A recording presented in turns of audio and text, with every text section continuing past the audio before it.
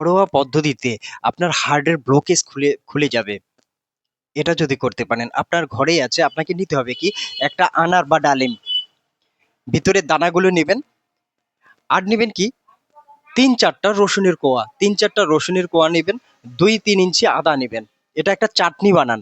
Mixer মেশিনে দিয়ে একটা চাটনি বানান। চাটনি বানিয়ে আপনি যখনই ভাত খাবেন বা কিছু খাচ্ছেন তার সাথে এটা, বা রুটি খাচ্ছেন তার সাথে এটা ব্যবহার করবেন।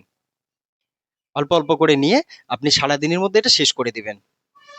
এভাবে আপনি যদি ৩০ দিন করতে পারেন, আর একটা কাজ করবেন, ২-৩ ইঞ্চি অর্জুন ছাল, ১ ইঞ্চি আদা, আর ২-১টা আপনার রসুনের কোয়া নিয়ে ২ কাপ জলের মধ্যে ফুটান। যখন জলটা ১ কাপ হবে, সেই জলটা আপনি সকালবেলা খালি পেটে খান।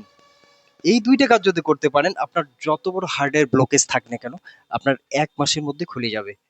এটা করুন এবং এর থেকে উপকৃত হন।